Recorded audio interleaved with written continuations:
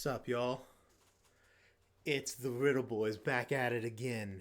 Aaron and Drew from the Paper Dungeon on Table Scraps, the show that we run on Thursdays about the show that we run on Mondays, and also, at the moment, on Wednesdays. At the moment. At the moment. I have a... I'm a blitz. I'm just gonna... It used to be like a fun game, like running through like plugs. Not anymore. We're blitzing. Yeah. Straight up just yeeting from now on. So, first off, social media, TikTok, Instagram, Twitter. You know them. You're probably on them. You should follow us or do whatever fancy thing you got to do for them on there. We've got a store, www.thepaperdungeon.com. It's our website. It has a merch store on it. You can buy merch with our logo and stuff on said merch. Speaking of merch stores, a certain Lydia Corinne, another one of the cast members on The Paper Dungeon, has her own store, www.lydiacorinne.com, where she, who does all of our art, including our overlays, all of our character art, does her own art, and you can buy it on merch that she makes, like shirts, shorter shirts, aka crop tops, and pillows, as well as she has a commission list on there where you can commission your own custom art. She's very good, and you should buy stuff from her.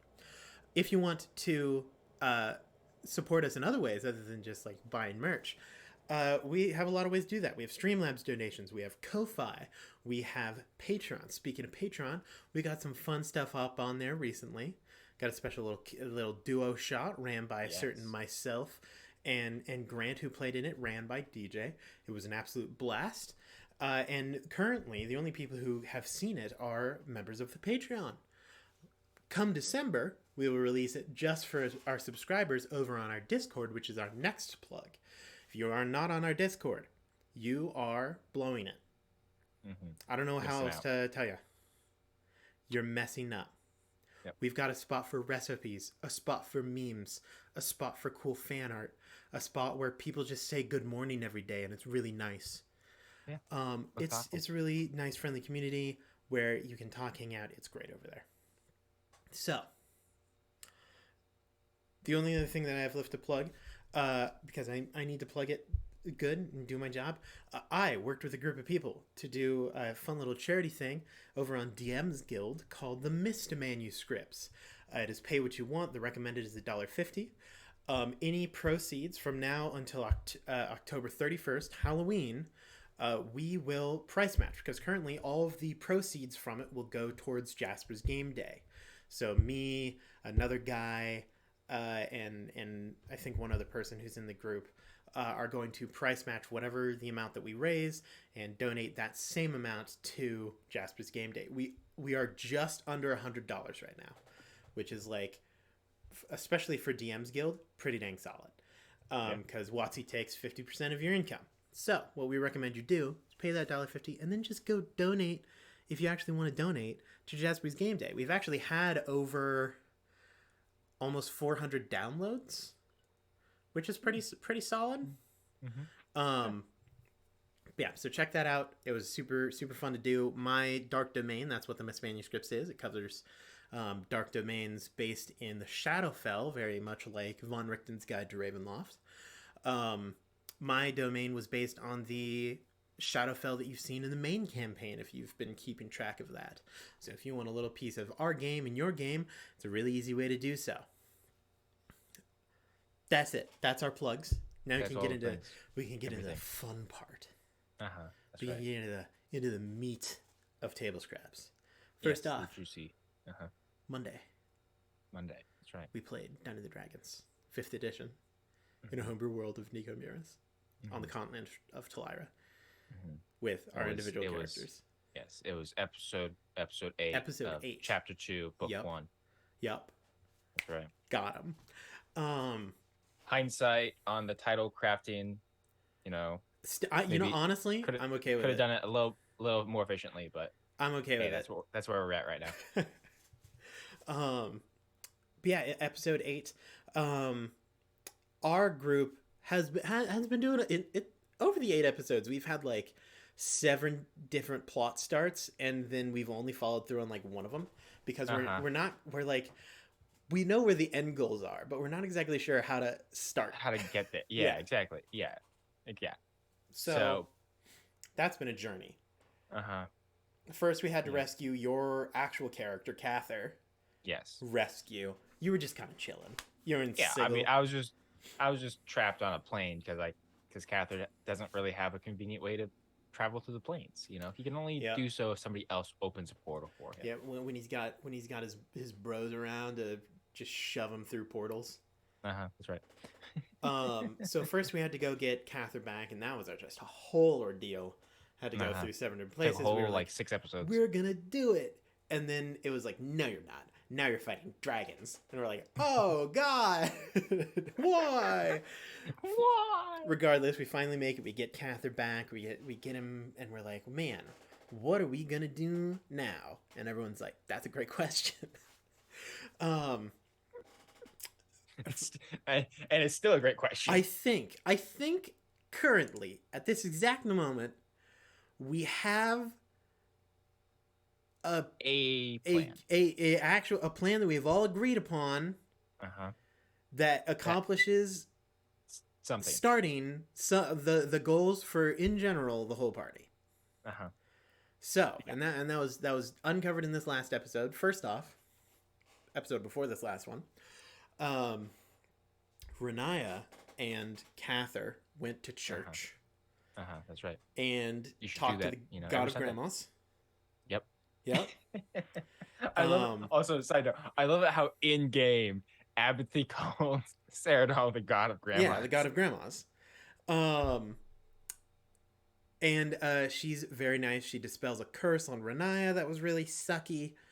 And gives her a gift that is a little marble that lets her talk with Grotz, Renaya's bae. Without the watchful eyes of Baphomet gazing down upon her. That comes into play this past episode. Because we get back, we're like, what are we going to do now? Yes, because Ceratal also was like, hey, maybe don't go after like the rod and stuff. Don't do that. Don't do that. It's a real bad idea. It's a real bad one.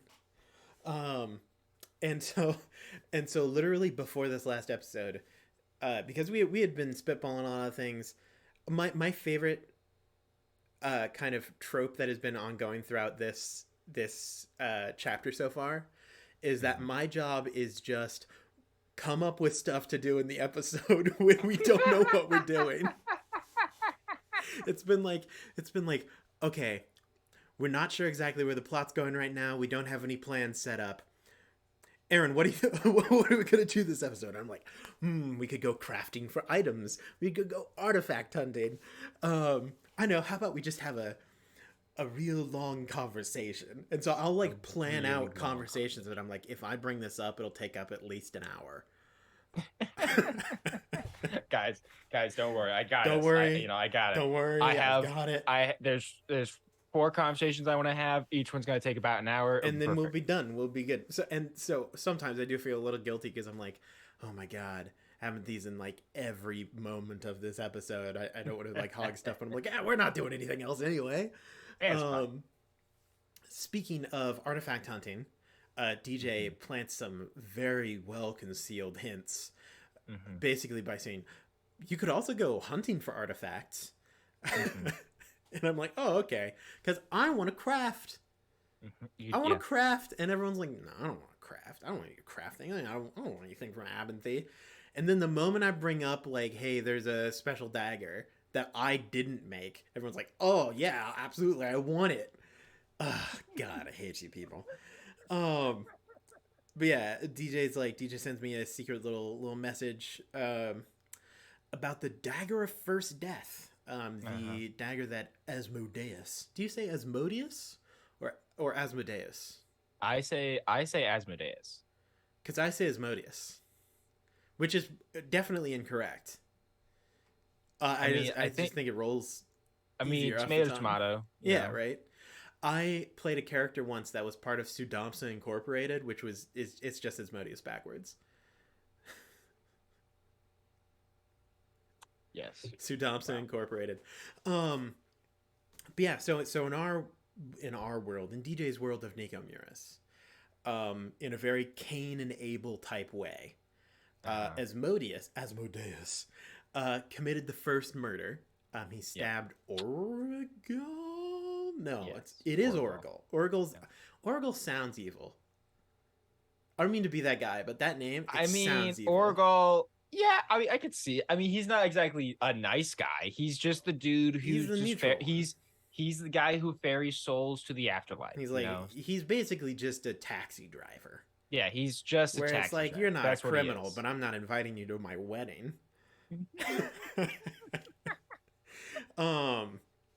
But yeah, so as Asmodeus kills Orgal, and then finally the mother goddess is like, well, I need to do something about this. Probably. Like, they figured out that how to kill people, that's not cool. And a whole bunch of stuff happened in the trial occurred. The original god of grandma came down. The like god of great grandmas. Who is like, I don't want to deal with these kids anymore, and just left. But we are looking for the dagger that is Asmodeus used to kill Oracle. That's what our whole thing is. So we're like, how do we figure this out? Well, conveniently, two of our characters are dating two different children of Asmodeus. And so we can just ask them, like, hey, what happened to your dad's stuff? And both of them are super down because both of them hate their dad, which is very convenient. Yes, but they're both down in different ways. Like, like Gratz is like, I mean, yeah, it could work, but it's also like super dangerous. So like, maybe don't. But like, if you do it like carefully, do it like and quietly, safely, and then Glossia is just queen, like, heck yeah, let's go for it. She's like, woo, yeah, baby. This is what I'm here for. It's the same energy of let's burn the city. No. But yeah. So we go to Gross, and he's like, yeah, that's my dad's stuff. And by we, I mean Renaya goes on a date with Grotz using the little marble. That's right. The name of this episode is Date Night. And he's like, yeah, you gotta steal it from my dad. And then we go to Glossia together as a group because several members of the group have not yet met Glossia. That's right. The Duchess, Lord of the Sixth Layer of Hell. My girlfriend. Abinthy's significant other. Yes. And we're like, yo, Gloss, yo, Big G. We gotta steal this dagger. And she's like, I am so in. Sadly, he doesn't have it. And we're like, dang it. But she's like, but I know who does. And we're like, yes. And she's like, but I don't know where he is. And we're like, oh, dang it. It was a real roller coaster of emotions. Exactly. It's just like, I don't know who where, I know who has it. I don't know where he is, but I do know somebody who does know where he is. Yes. And so we basically came up with a plan where Glossia is going to hit up Zariel, the archdevil of the first layer of hell, Avernus. Avernus. Yep. Not Avarice. They're very similar, very different. Both places suck, but one of them is in hell. And the other one's Avernus.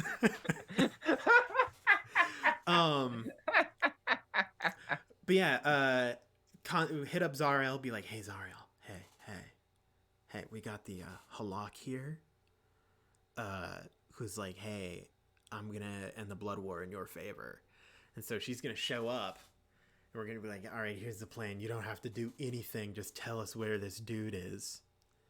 And then we're just going to go steal a weapon, because the person who has the weapon is Zariel, was the previous ruler of the first layer of hell before Zariel was like, that is what I do now. And so that's kind of a threat, and we're going to take away a weapon from him and kill Baphomet. So Zariel should hopefully be down for that, and nothing possibly could go wrong. Nothing could go wrong. Nothing at all.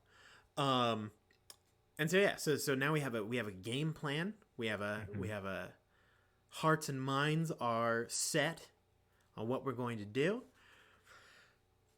And now we just have to commit and roll out the plan. Yes. Now, obviously, some other things happened in the episode. This was a few other things. That Um, was kind of like the that's the basic core rundown part of of it. like the core That's the plot stuff that happened. actually advances the story. Uh-huh. But there was a lot of really good conversations last episode. Yeah, There was a lot of solid role play. whole bunch of them. Um, I mean, Renaya had several conversations. I think we all had several conversations. I mean, yeah. I mean, maybe not Edward. Edward had like one. Yeah, like one or two. Yeah. Yeah, one or two. Um, Renaya got to talk with Grotz, and I think that conversation went well. But obviously, Lydia's not here, Good. so we can't really get the insider. What was Yeah, going through your mind here? Mm-hmm. But it was How very was this cute. going? It was very cute. Yeah. And she also talked with Cather, which everyone talked with Cather, which is now. I mean, this is the first real chance that we've gotten. Right. Yeah. Yeah. So tell me a little bit. Let's start with Renaya's convo with you specifically. The Renaya Cather conversation. So for those who don't fully remember, so partway through we're at Glacier's place, and Renaya really wants to talk to Cather. And so she asks like Abinthy to like get Edward like the go perfect cover to like go distract Edward, and they go off and like make clothes together and actually genuinely have a great time. Oh yeah, no. So, and let me tell you, if you want a little behind the scenes info of what exactly they were talking about, the only people who know that right now are patrons on Patreon. So if you want the deets, get on it. Right there. Oh, I even dropped some hints in the episode, but Yeah, the only way you'll know. that's the only way. And to clarify, I have not seen it yet. I've been meaning to. I need to. I really want to, but I just haven't had quite the time yet. But anyway. But then, so then Renaya and Cather talked, and Renaya kind of confronted Cather on a couple apparent issues that he now has. Bro, why are you so sad? Like, bro, like what the heck is wrong with you? What's going on? What's going on, man? And yeah, it was I thought it was very, very good. We all talked a little bit after the conversation, like after the session. Both between Cather's conversation with Renaya and Cather's conversation with Edward, they both said very much what things that Cather needed to hear, but in very different ways, which I thought was which is very interesting to me. Basically, Renaya reassuring Cather that she still believes in him and believes in his abilities to help the party and help her, right? And which Cather very much needed to hear, because and as it had been revealed a little later officially in the episode, that Cather's currently Oathbreaker. So obviously some stuff went down, during these past 3 years. Don't know all the details yet, but I'm just gonna say this makes it way easier for me, because if you're not buddy with any gods, then it makes it way easier for us to get along. Oh well, just you wait. Just you wait. Well, I know that you're dating one, but that's a different story. Like, it's like, oh man, I'm really not a fan of the Green Bay Packers, and you're like dating one of the cheerleaders. But that's not my problem. Like, you can date who you want. It's not like they are it's like, I don't have actually any personal beef with a member of the Green Bay Pack. I like the Packers, but if I didn't, I don't have a problem. I'm not like, there goes Dave. I hate that guy. Right. And even if it was, you're not dating Dave, so it's fine. I just, in general, not a fan of Green Bay Packers. Oh boy, but yeah, fantastic. But it was headwear. It was very, very. It was, but yeah, it was very, very good. It's weird, and obviously, I mean, they both picked up on it in their own way very excellently. Cather's kind of self-doubt, and just not quite being sure of himself. They both picked up on it very, very well, and I think, again, kind of expressed like, hey, like, It's okay. We're here too. It's all right. Mm-hmm. And I hope in some ways it also helped Renaya a little bit. And Lydia even mentioned this a little bit. Like Renaya is more okay now because she has a ray of hope again of like how she can be with Grants and kind Mm-hmm. of be happy again, which is good. Um, but I also think like her talking to Cather about hey, like it being okay that he's messed up and it's he doesn't have to shoulder the burden all himself. He's not alone. I think also in a way, I hope at least helped Renaya in that same kind of thing of like not feeling as alone now the track is gone. Absolutely. Um, Also, hello, Regul. Welcome to the stream. It's good to have you back. yeah, I good figured to I'd have you. say hi because you're currently the only one who's messaged chat so far today. Yeah, so congratulations. You Shout out get to to you. be You specifically, technically get yeah, first. yeah, yeah, that's right. Be proud. Um, but yeah, but then later, obviously, the conversation happens with Edward. Mm-hmm. Um, Edward came Basically, and the talked to you roles as well. swap. Renaya and Abinthy go Yep. go off and do stuff with Glacia. Mm-hmm. Well, Uh, we have a Party little time. alone time first, which I was going to get to. Oh yes, yes, yes, yes. Just an That is individual right. You two do end Abinthy up and having a bit of a Renaya. alone time, Yeah. which yes, we should get to in a One little at bit. a But time. True. uh, Yeah. but yes, Edward shows up. Edward shows up, talks to Catherine a little bit as well, and again, oh man, see that I I enjoyed. I mean, I greatly enjoyed both of those conversations, but I think I liked Edward's conversation more so, purely on the basis of it definitely reassured this feeling that Edward has progressed Oh yeah. um, in his own right, Yep. um, and him expressing kind of gratitude and trust and just kind of this general sense of safety that he feels around Cather. Mm-hmm. Um, like it, it was kind of funny because um, like I said this during the conversation, like how when Edward was talking about feeling safe and comfortable around Cather, had this kind of strange expression on his face, like he didn't quite understand, and that actually ended up serving two purposes. Because for Cather, really the reason that he made that face was he because he didn't believe it himself. He didn't quite understand Mm-hmm. how Edward could also feel that way. But then also for Edward, it was um, this thing of Edward's never really said that before, Oh yeah. so it would be weird for Cather to hear it at all. Um, and so I really enjoyed that aspect, and again, it's very much served a very similar purpose, but just executed in a different way, and I thought it was very very good.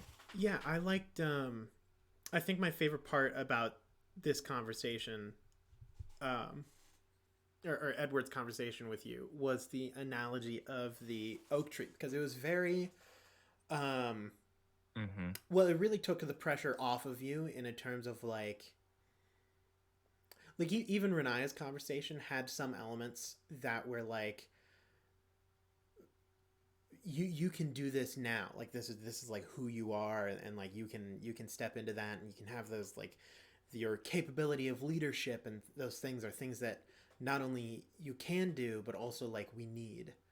Mm-hmm. um but Edward's analogy of the oak tree took a lot of the pressure off when representing it as a like this is a thing that just happens, and it Mm-hmm. isn't anything that's your fault. It's just oak trees lose leaves, they lose branches. It Mm-hmm. isn't the oak tree's like problem, and Mm-hmm. eventually they'll come back. Mm-hmm. It just takes time, and as the seasons change, and eventually you'll figure out what you need to grow, and how and where. Mm-hmm. Instead of a like we need this from you now, so you better start growing. um, Gotta when pick it's up the dead pace. winter. I'm a big analogy guy, Oh so I yeah. heard that I was like, ooh, that's a good analogy.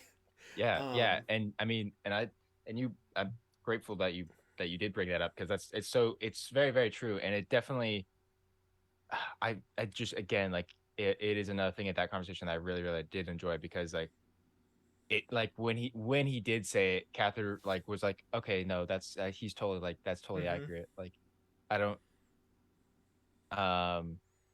that I don't need to be the person all the time Mm-hmm. for, kind of, like this one standing pillar, like all of us are. Yeah. I'm in a slump right now, Yeah, but it's a slump. That's what it is. It's yeah, not a you will never return to your capabilities ever again. ever again. You're just, this is your Um, life now. Yeah. yeah, so I thought that Edward's conversation, but both Edward and Renai did a fantastic job in their conversation with you. Not to mention, you also your ability as Cather to uh, kind of represent a character who is almost scared in a way, Mm-hmm. but like would never admit to it being fear. With Mm-hmm. like, no, no, no, I'm not afraid. But it kind of what it is for Cather. Like, I'm not going to Mm-hmm. be able Oh, to 100%. be what they need me to be, and because of that, people will get hurt. Mm-hmm. Um, but I'm still here, so I should probably try. But I know that I'm gonna blow it. Mm-hmm. Um, Yeah, for which sure. I mean, is that's 100% what it is. Like, I part of um part of just Cather's core being is his drive to try to help people, help his mm-hmm, friends, especially his family, just normal innocent people, right?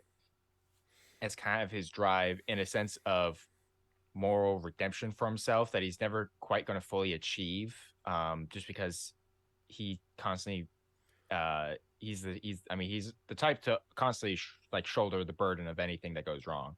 absolutely. Um, Have good luck catching up, Regul. We will be here. Um, excited to have you. You have a good day. yes, yes.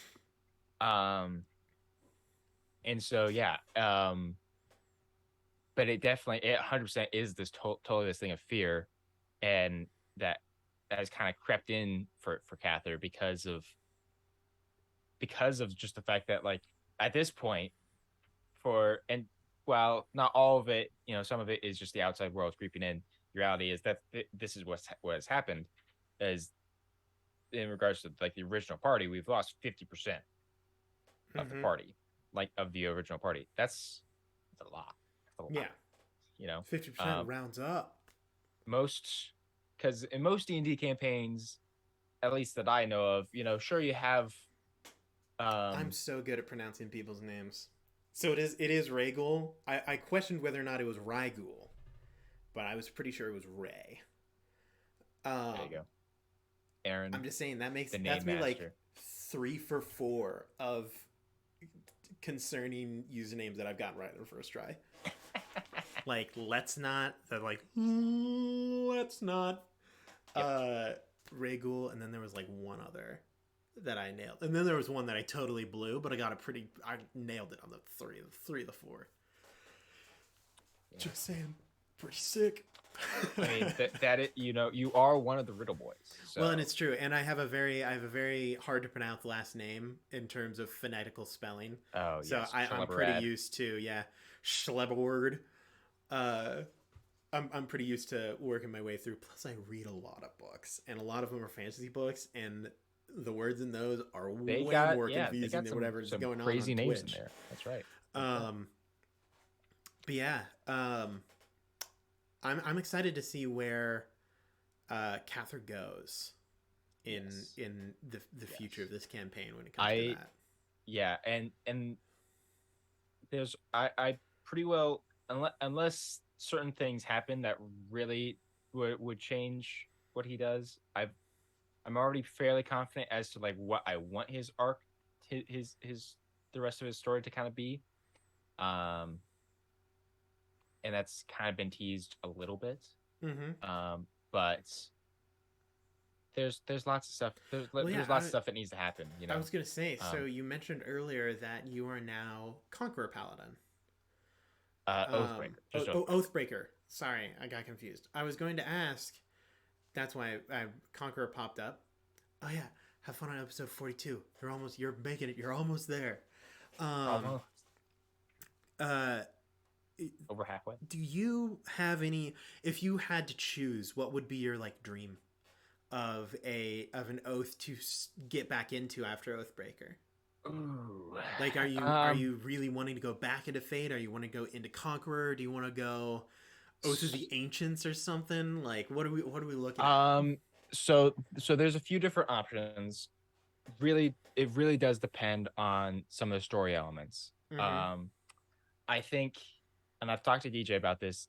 I think one of the more likely options would be going back to Oath of Destiny. Mostly because, and this was expressed like with his conversation with Edward. Part of the reason Cather went Oathbreaker wasn't because of his lack of belief in the cause of like what he did as Oath of Destiny, you know, like what his quote unquote mission was. He didn't. It's not like he had some sort of falling out with his gods or something like that. He's like, I don't know if they're really all they're cracked up to be. Right. Yeah. And it's I don't know if I'm really all I'm cracked up to be. Yeah, exactly. Because again, and it's kind of strange to think about, but honestly, all of this has stemmed from just track dying. I have ruined your character. Track and Bison died, I would say. Mm-hmm. Basically, the combination of those two, on top of the unfortunate, that's a rough day for Havel Cather and Melora. That's like 4 of his friends that are dead, and in his eyes, he shoulders a lot of responsibility for that. Whether it's fully legitimate or reasonable for him to do that, or not, who really knows, right? Because obviously, like in Track's case, it's just like that's like the most like it's not actually Cather's fault, but he definitely feels like it's his fault. And it's like you were there while like Track was there, and you were like, and then Track's like, I'll do it, and everyone was like, oh shoot. And it's like you didn't do anything, but it's like you almost like allowed it to happen, or like. And it's also like the idea too, because like the only reason Track had to do it in the first place was because Edward died. Yep. And so it's like someone dies on like a bus crash, and you didn't put them on the bus, but you did tell them where it was. Like you drove them to the bus stop. And you're like, I don't know. I mean, I could just drive you to the place. They're like, no, it's way too far. I don't want you to waste gas. You're like, okay, thanks, man. And then they like get onto the bus and it immediately crashes. Yeah. Because it's basically it totally is that, because it's just like in Cather's head, in Cather's head, like with that fight with the anathema, he was the person who by far did the least in that fight, and therefore was the person who basically led to Renaya and Edward, getting absolutely cracked. Exactly. And so basically all of that has kind of chained down into this thing of like Cather not really thinking that he is capable of doing this. And there's one thing that hasn't gotten touched on that happened during the 3-year break that was kind of like it was the straw that broke the camel's back for Cather. The tipping point. And that was really what made Cather think, okay, maybe I am not the right person for this. Maybe I can't do this. Gotcha.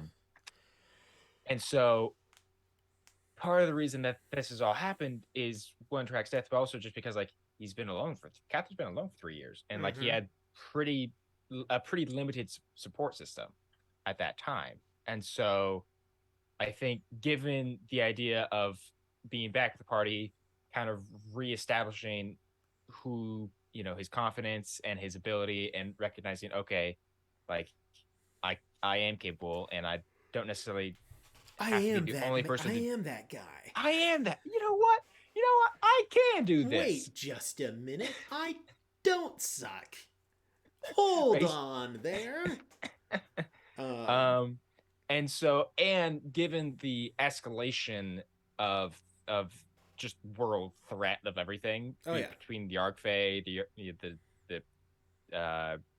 devil the demon princes. That's the yeah. one, The demon princes and the archdevils. and the And watching Archdevils, that. and then the Archfey, and all these things. Like, um, it's basically what I imagine it's going to be.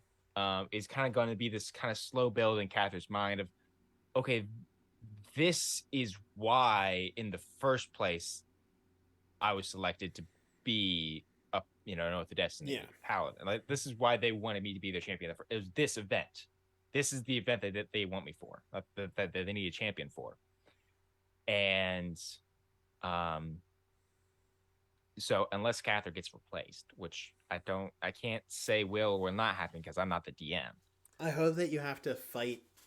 So, I like have to some other fight person, someone for my some position person, again. it's Apathy, and like they're like, Apathy, we need you to be the champion of fate. And he's like, screw you, and they're like, you don't get a choice.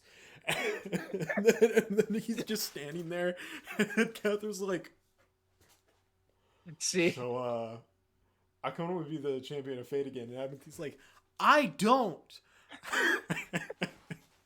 it's just like, and then they just both appear in an arena. It's like, you must fight to the death. It's just like, I concede. No, but that's the thing. His pride won't let him lose. see, or honestly, I'm kind of wondering, like, in a what. I feel like because Cather. Oh, I think Cather wins if they're in an enclosed space. Well, I think I think that's. I mean, mostly just because Amethy is a counter to other wizards, Mm-hmm. and Cather is also a counter to wizards. Like, that's Yeah, that's kind of his, because given the fact that he over the break he took the Mage Slayer feat, and he has some other new abilities now. Like, literally, I think Apathy could be pretty does. close if Amethy could keep distance, though. Yeah, if Apathy has distance, I think that he can manage.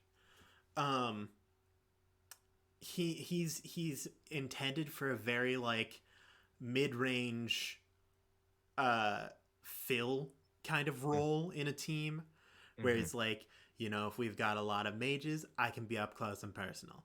If we've got a whole bunch of melee fighters, I can deal that ranged AoE stuff. If we need debuffs, I've got debuffs. If we need a little bit of healing, I can sprinkle a little bit of healing in there.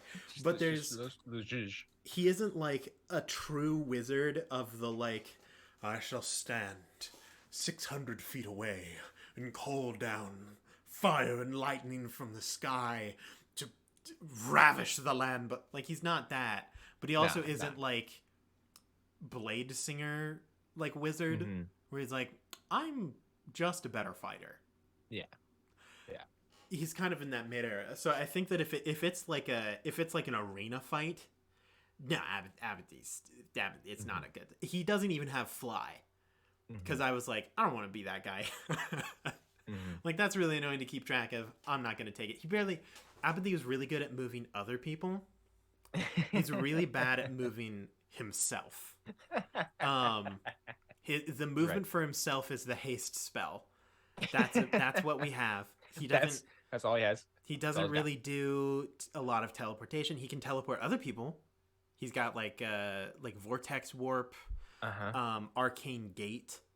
Like, he's got positioning, as long as it isn't himself. And then we're in trouble. But yeah, so he has a good AC. That's his defense. Is he has a good armor class as a wizard? AC. Yeah, is plus to AC and spell save. Yeah, his numbers are real big. He's got big numbers, except for his HP. Yeah, I mean, even for a wizard, like, I think it's like for a wizard, it's 85. It's not. It's pretty all right. Yeah, it's above average HP for a wizard. That's right. Yeah. So Oath of Destiny, that's a decent possibility. Leaning back towards it. In a dream, I would love Oath of Conquest, purely because Oath of Conquest is just one of my. So cool. It's so cool. Here's the thing. I've had conversations with DJ though, and it would be kind of tough to do with Cather, which makes me sad, but it's totally fair. Oh, I don't think it would be that hard. I just What yeah. do you think are the big barriers for Cather becoming Oath of Conquest? Well, the problem is, so first of all, we'd have to firmly establish whether or not Cather would need a patron, and second of all, um, it's also like it's really cool, but it's also like really hardcore, edgy, like metal, and it's just a little bit. It's it's far enough away from Cather's moral, like ideals of morality, that it's just like it really makes sense for Cather to do. I don't know. I think that it the trouble with Conquest Paladin is that Mm-hmm. people think about it too physically, where it's like they're meant to conquer land and people. Mm-hmm. But if you take it into the metaphysical, Mm-hmm. and you are going to conquer morality, Mm-hmm. and you're going to like you're gonna like if you still go with the like I am a champion of destiny thing, Uh-huh. literally taking the reins of fate Mm-hmm. into your own hands instead of like I'm going to influence it. It turns into a like no, I'm going to make it happen. Mm-hmm. I think it's doable. See, and I am totally with you, Aaron. Like on the idea that it doesn't have to be like Cather literally conquering land, like conquering like an ideal or something.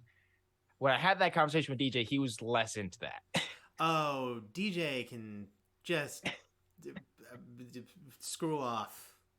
I was thinking of so many different things. I'm like, nah, it's probably too um, offensive.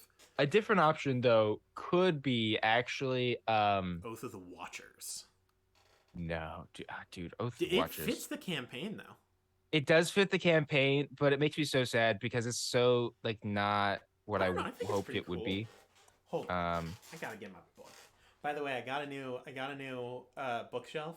That yeah, dude, middle one is all RPGs that aren't that aren't Dungeons and D&D. Dragons. I'm very excited about it. Well, see, but I could tell all the top shelf is just all D&D books because I need it's all red. It's all red and black. this. Um, but I think that's the one that I need. the other I would say the other main option That's would in be Tasha's, right? Oath of the Watchers. I think it's in Tasha's. It feels like a Tasha's thing. Yeah. Let But me the see. other possible option would be actually the DJ suggested would be Oath of Glory. Bleh. Um, Feels too cocky for Gather. See, I thought the same thing too, but if you actually look at the tenants, it's not. It's honestly, it's much closer than, for instance, like Oath of Conquest. Let's see. Oath of Glory.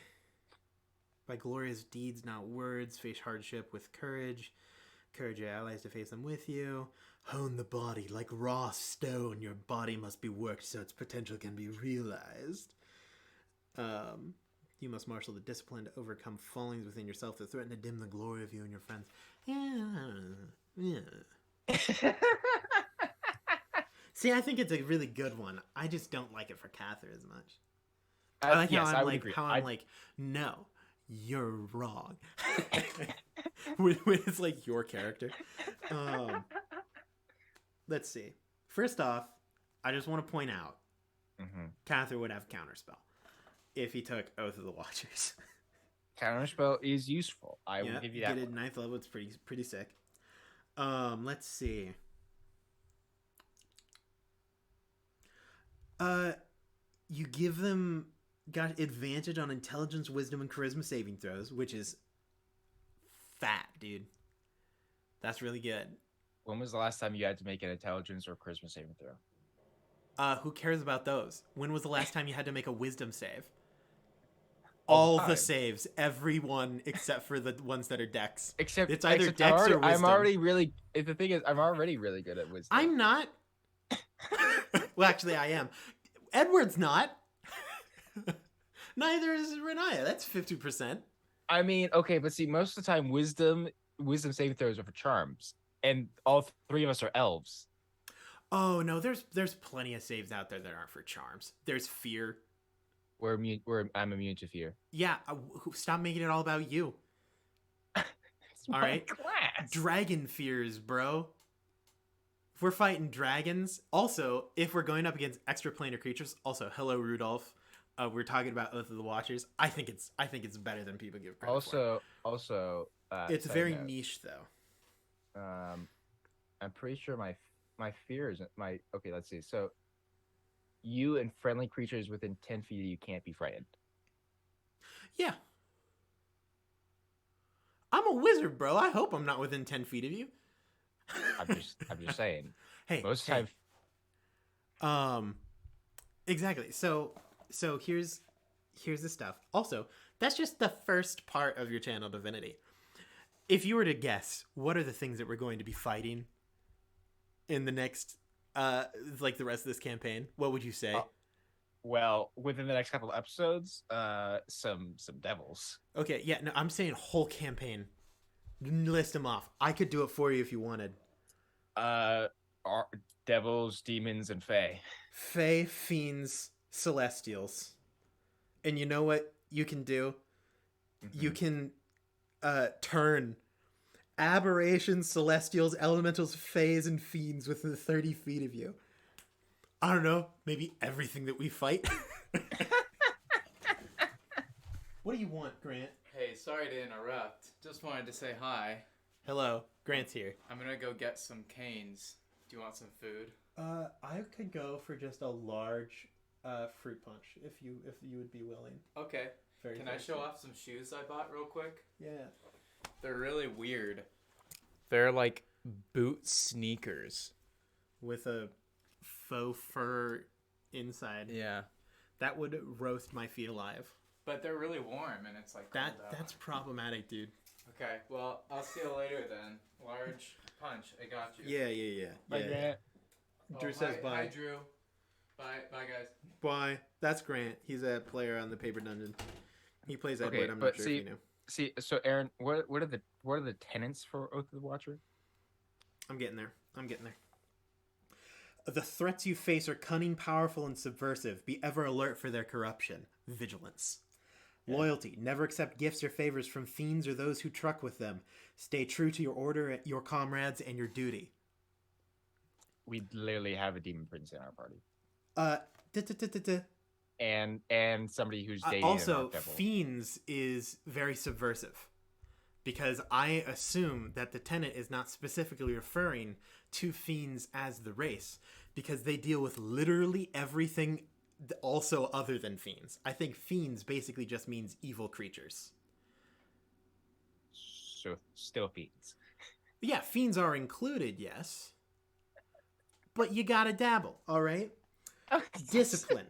You are the shield against the endless terrors that lie beyond the stars. Your blade must be forever sharp and your mind keen to survive what lies beyond. That's them.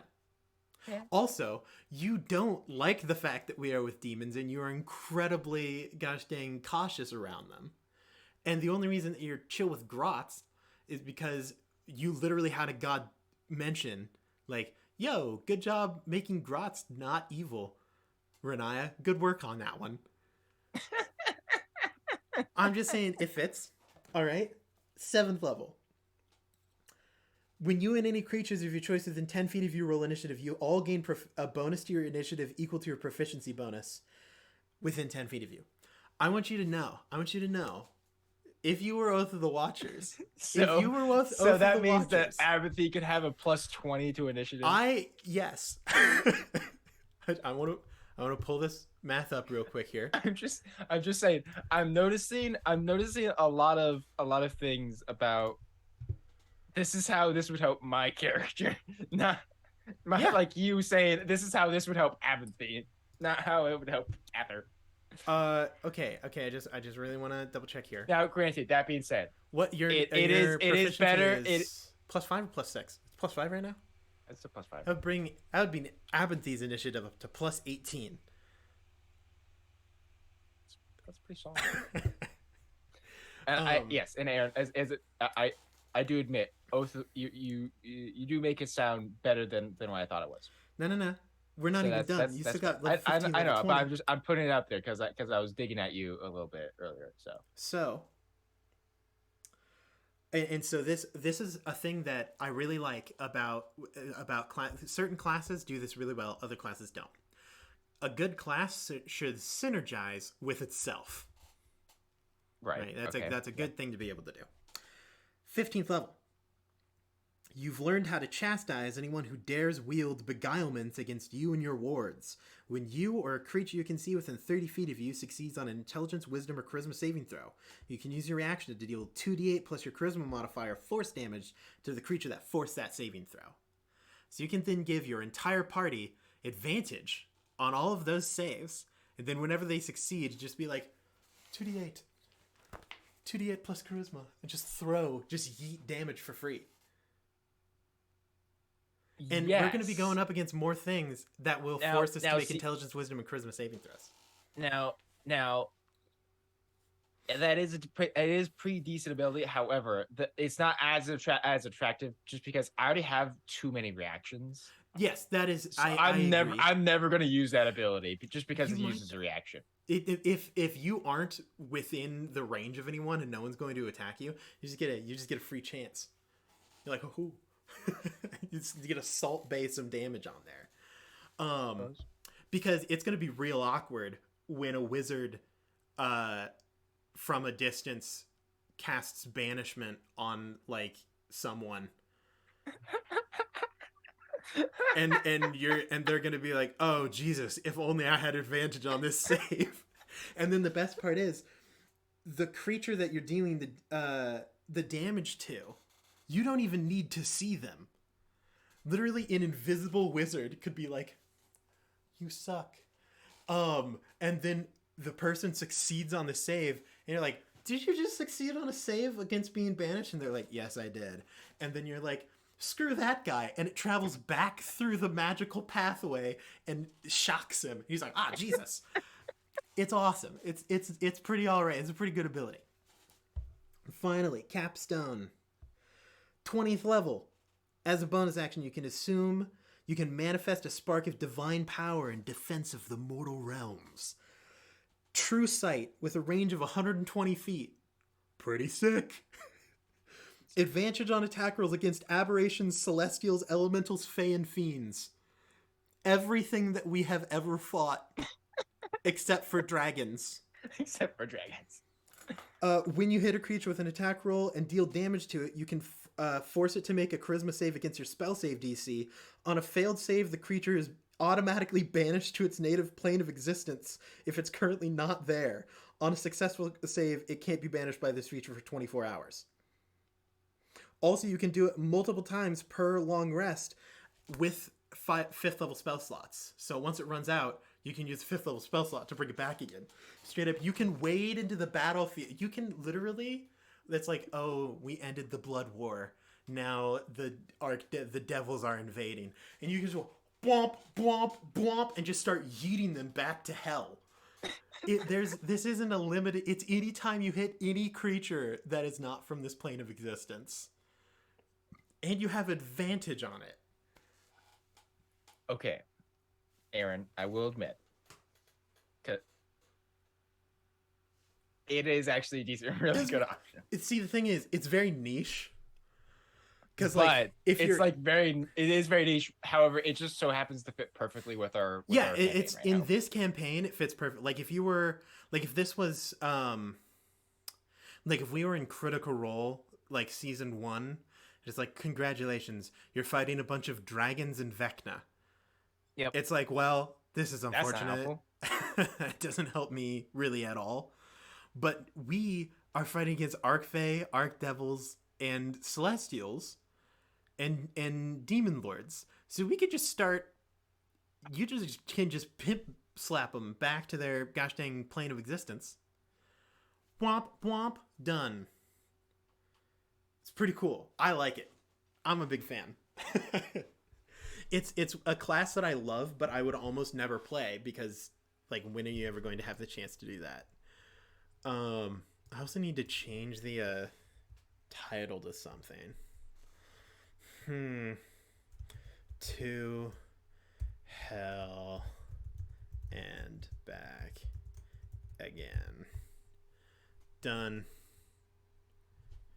So yeah, I do admit that Oath of the Watchers does actually make a fair enough amount of sense for it to be an option for this campaign. I'm just bringing it up. I like it. I'm a big fan. I'm Enough to say that I give it like a maybe like a solid 30% chance I pick it, hey, that's which is pretty decent not since bad. there's like a 50% chance that That's I like pick. a 3-sided coin flip.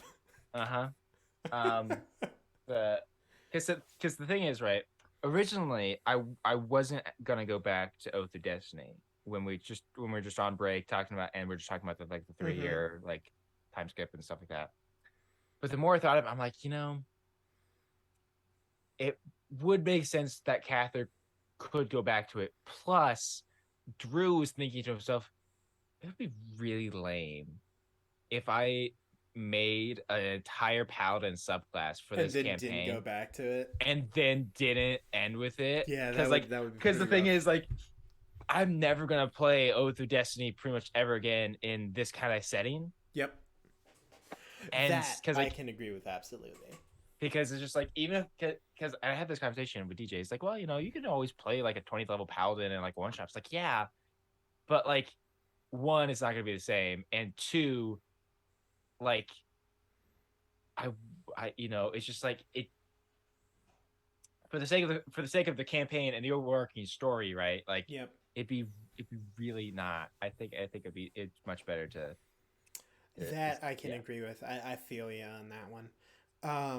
Back to the actual episode itself.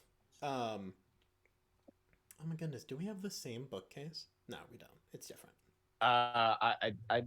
I mean, they're both black bookcases. So. Yeah, it's hard to really differentiate bookcases. Although I think yours is wider than mine. So maybe, yeah. So back to the campaign at hand. Oh, hello, Lydia. Welcome to the chat. Are you on break at work? Lydia's not at the house right now, unless you have gotten back home, in which I would not know. Oh, you just got home. Do you wanna hop in, or are you just gonna chill in your room and listen? Our viewers would go way up if you joined. plus that means we could talk about the tea. Oh yes, that is true. Because I was actually just going to get into the, I thought I heard sound from above me. I figured it was just Grant coming home. 10 to 15-ish minutes. Oh shoot, well, I'm gonna have to hold on. I'm talking about the Abinthy and Renaya conversation until they can actually get there. Well, then, okay, so then we'll do this. We'll do this, Aaron. Cather and Abinthy's conversation. Oh yes. So, skipping forward in time a little bit, Abinthy and I have a conversation. It goes great. I really enjoyed it. We'll cover it in a bit. Don't rush yourself, Lydia. It's okay. But we after that is when Edward actually goes to Cather, and you have your conversation with him. We come back to the main area with Renaya, Abinthy, and Glossia, who are currently just having a full fashion show of Abinthy's just whipping together clothes fast as his tailor hands can move. And they're trying it on. It looks great. I need to get the whole party shift weaves. Dude, yes, please. Like, the only problem with shift weave, I guess, with Cather though, is he wears armor. Yeah. Let me hold on. So I'm sure, like, if you shift weaved his tunic that he wore over his, he wears over his armor, like, he could do that. But like, at the end of the day, that's like his main thing is his armor. So the real question is, could you... Suit of armor still includes the word suit. And I have seen a lot of... Have you seen the suits that are made of solid chainmail? Have you seen any pictures of those? Oh, yeah. I'm just saying, I would consider armor to be clothing. And it's not magical. So because it can duplicate the look of other magical clothing, but it doesn't gain their magical properties. Uh-huh. So I think that it would be fine. Yeah. And also, we can just ask DJ and say, "Hey, what's going on?" Can we have the armor and stuff just show up when the shift weave does? And I would almost guarantee you, DJ would be like, "Yeah, okay." Yeah. It's probably. like whatever. But yeah, I need to get some shift weaves for all, because apparently that's the only thing that you people want from Abinthy. Okay, well, look, Because you're again, crafting. and Aaron, we've had this conversation. I am down for crafting, artifact hunting, all the above. The problem is, Kath already has a lot of magic Oh, items. you see, that'll really show it to the gods. You're like, screw this sword. I've got a cool axe now. Take that, god. Besides, most of it's for Edward anyway. Most of it, yes, is for Edward. Because so the thing is, right, like, for one thing, like with Catherine's broken sword, I'm so down to like go on a journey to like reforge that.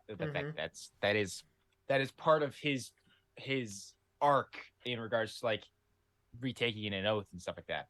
However, I can't pursue that until there's a reason for Catherine to pursue that. Yeah. Look, You know, I'm just impatient. Okay, I know. I want to make some stuff. WotC does need to put out some sort of crafting mechanic instead of just it costs an absurd amount of money to make it and it doesn't explain anything about how it's done. Because clearly these magic items, like the shifter cloak, that's just clearly made out of the like panther that blinks in and out of reality, the like illusion panther that we fought. Right. Yeah, the displacer beast. The displacer beast. Duh, it's a displacer cloak. That's clearly made out of a displacer beast like pelt, right? Right. Where are the rules saying that you can craft it? Like, because currently the only rule out there for when it comes to like crafting magic items is it just costs X amount of money. So Right. I can just go to a gosh dang anvil, just yeet a bag of gold at it, and a sword pops out. No, that's not how it works. But yeah, I want to craft things. But besides that, so Abinthy, Glossia, and Renai are having a fun little get together party. The other two join them, and we have like a relaxing, fun night where we're hanging out, playing board games, laughing, drinking, and then Catholic goes to the bar, realizes he can now get drunk. Mm-hmm. And which I'm really disappointed that I like. It's hilarious, but I'm kind of disappointed that I rolled double ones. Oh, it's on beautiful. my con save. It's beautiful.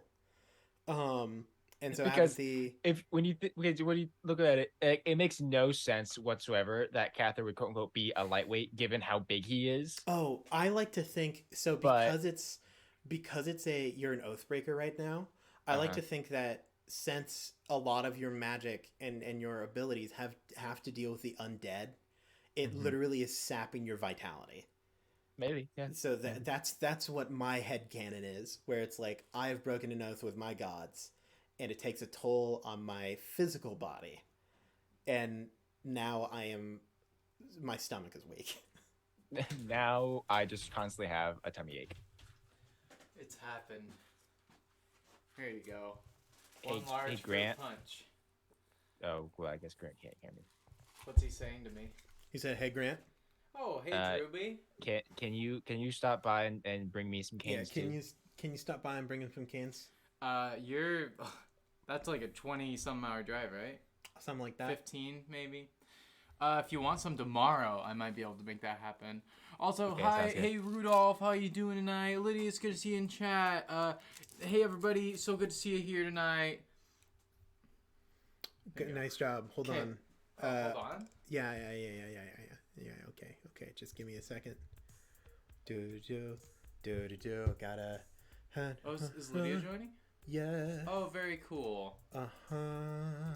Wow, look at your setup here. You're like a streaming wizard. Okay, let's not go that far. It's a TV that I've had since senior year of high school. Hello, Lydia. They can hear It's you. Lydia. Oh, Hello. Okay. hold on. I have to change your name.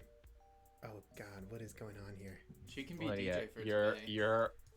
your arm while it was up on like your hand resting on your mic arm for a split second, like in a combination with like the logo on your almost shirt. clicked I end thought you were stream. holding a guitar for a split second. Hey. Do you want to join? Not right now. I'm actually working on something. Oh, classic. Grant, did you bring me anything? I would Grant, like did a you- ring of regeneration. Did you bring Lydia anything? I didn't, but I didn't. You weren't here. I didn't ask. Yeah, you weren't here when he left. Literally, he left, and then like 5 minutes passed, and then you showed up, and I just thought that it was him getting back. I But see. don't worry, I didn't get much. But hello, everybody. This is Lydia. Okay, see you guys. Hello. See you, Grant. Lydia. Lydia Karayan.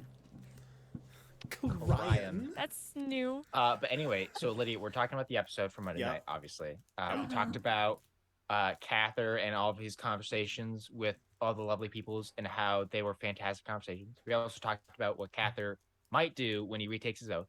Aaron made a very convincing argument, I might say, for Oath of the Watchers. So we'll see. We'll see what happens. 30% chance. That's higher than I expected. I told him that there's probably at least a 30% chance that when he retakes his oath, that it's Oath of the Watchers. I'm just gonna Which- metagame really hard in game as Abinthy to just be like, oh, if only we had someone who could take care of these extra planar beings, someone who's core of the character. Lydia, the basic argument for it is Oath of the Watchers is basically the subclass of Paladin that's like their entire thing just fighting extra planar beings, which is what our entire like campaign is. Yeah, they're like, this is the material plane. If you're not from here, we don't want you. Yeah. So and like they fighting fighting aberrations, celestials, fae, fiends, like Yeah, everything I'm we're about fighting. I'm about to play Yeah, one of them. what level? I believe, I think 3. I think we're starting at Dog. the beginning. Level 20. But, yeah. Where you just Aaron- get anytime you bop someone, they just get teleported back home. You're like, womp, He's womp, womp, he's womp, making womp. a very convincing argument pretty sick. that I should go with the Watchers, so I told him 30% chance that right now is like a 50% chance he just goes back to Oath of Destiny, Also, I would just like to imagine a world and like where 20% chance that's like something else. we're all level 20, we're fighting on this big battlefield, and then we're fighting Grotst is there like on our side, and Glossia is like fighting with us and all these things, and then we're fighting Baphomet on the material plane, and he like goes and he like choke grabs Grotst, and then Cather just runs up and punches him in the calf to teleport him out of Baphomet's grasp back home. Well, why would I just punch Baphomet? Because Baphomet's probably going to resist it. Yeah, like you might like try it both. You have multiple so like first attack hit Baphomet, and then if it succeeds, then you hit Grotz to get him out of there. And then you succeed on getting rid of a legendary resistance, and you save Grotz's life, so that way Lydia's not sad when he would die. See, although okay, here, give me 1 second. Now that I think about it, though, because I'm trying to remember. Whoa. Although who knows? Maybe Leshko will be around for the final battle, and he'll just cast banishment. Ah, boy. Banishment eventually ends. I mean, not if you keep concentration on it. Oh, but someone's gonna whack him. Yeah, Leshka Leshka- dying is the meme. That is true. Leshko dying is the meme. That is totally accurate. And if there's one thing that we're about here on the Paper Dungeon, it's following It's the through on a meme. But anyway, you figure that stuff out. We were talking about episode this past Monday. Huh? I was just confirming whether or not I got banishment as a spell with Oath of Destiny, but I don't. Oh, that's kind of dumb, honestly. I mean, do kind paladins of. just get banishment? It might just No. be in there. No. Oh, they get banishing smite. You get banishing smite. I think certain subclasses.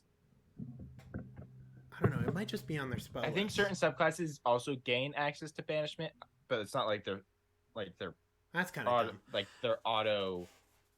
Yeah. Anyway. Lydia, Hey. first off, what do you think about last Monday's session? I really enjoyed it. I had a lot of fun. I got to do a lot of role play, which I've missed. All the role play. Renaya got to be a little bit more of Renaya, Mm-hmm. which was nice. Got to see Graz. That was great. Got cool conversations. Mm-hmm. Yeah, I enjoyed it. It was a good one. So speaking of cool conversations, I want to talk about Abenthies with you because that's the one that we haven't Yay. covered so far. Also because I really enjoyed it. So basically, Abenthy goes to Renai and he's like, "Hey, I would love to talk to you about the fact that we're both dating fiends." And Renai's like, "Go on." And so after Edward and Abenthy get done flirting, Abenthy's You like, miss "Yo, it. Renai," you know, like, "Y'all." and we have a very interesting conversation where basically Abenthy's like, "Yo, what's like, do you like love Grotz? Like, how did that all happen? Like, how did you fall in love? What was the whole course of events that led up to this?"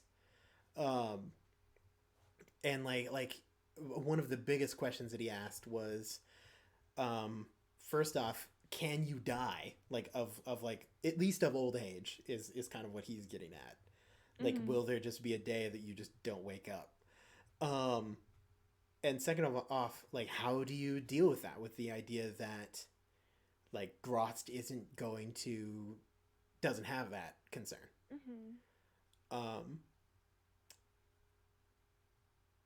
And then we respond, we talk, we do the things, we blah blah blah blah blah. And Abenthy gets to talk a bit about his relationship with Glossia too. Which I want to note. I think it's really cool because it's a similar subject with a different like outlook on it of Tarak and Abenthy.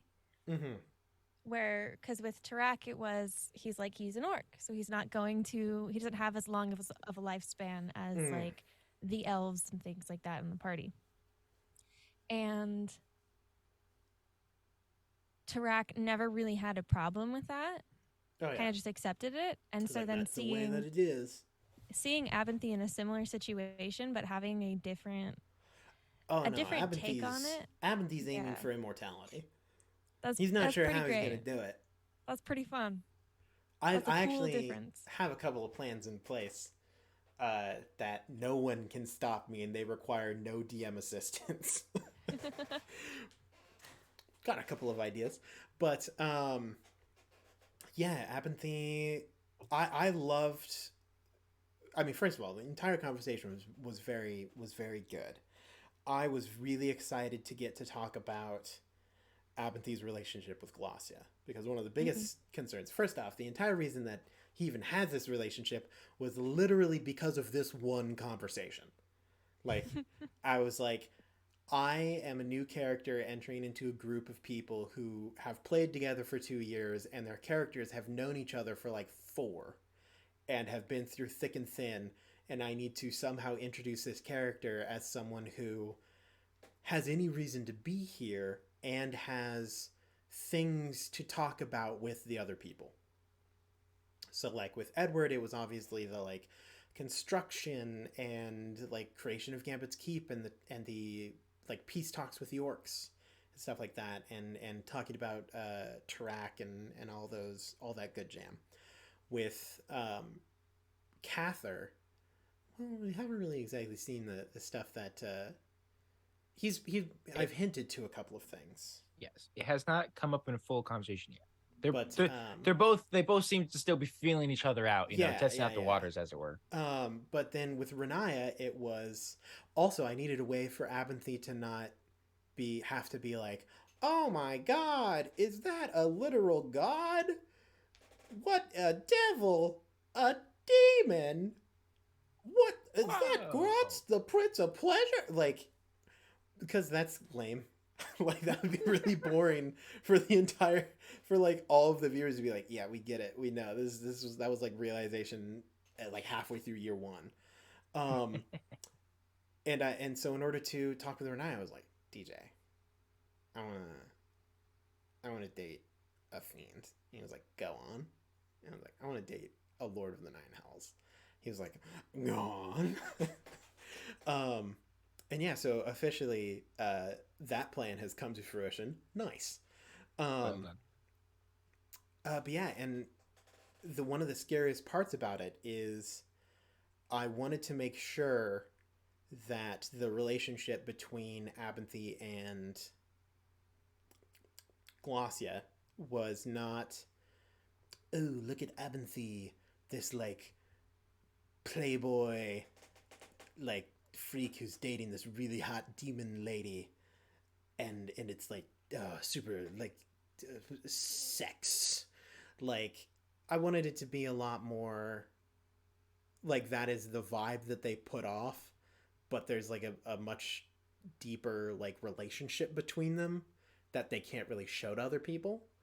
Um, and I think that the conversation between Abinthy and Renai really got to show that off. So thank you for that. Plus, I know that you mentioned it was really nice for Renaya to have someone who actually wanted to know about her significant other relationship. Yeah, and well, one of the things with that too was it was like towards the end of chapter 1, like I'd say the party was warming up to the idea of Grotz kind of deal, but it was still like never anything Renaya could really talk about or share. One, because it just never really made sense unless like it came up in conversation kind of deal. But it was cool to get, it was really cool to have the opportunity to hear from Renaya how she's feeling about it all. Because it's not good, because Gratz isn't going to be like, so how'd this all happen? Because Gratz was there, you know? And also it's like, that's an NPC, DM knows stuff and things like that. So to get to do that with another player character was fun. Oh, yeah. But yeah, I really enjoyed that conversation.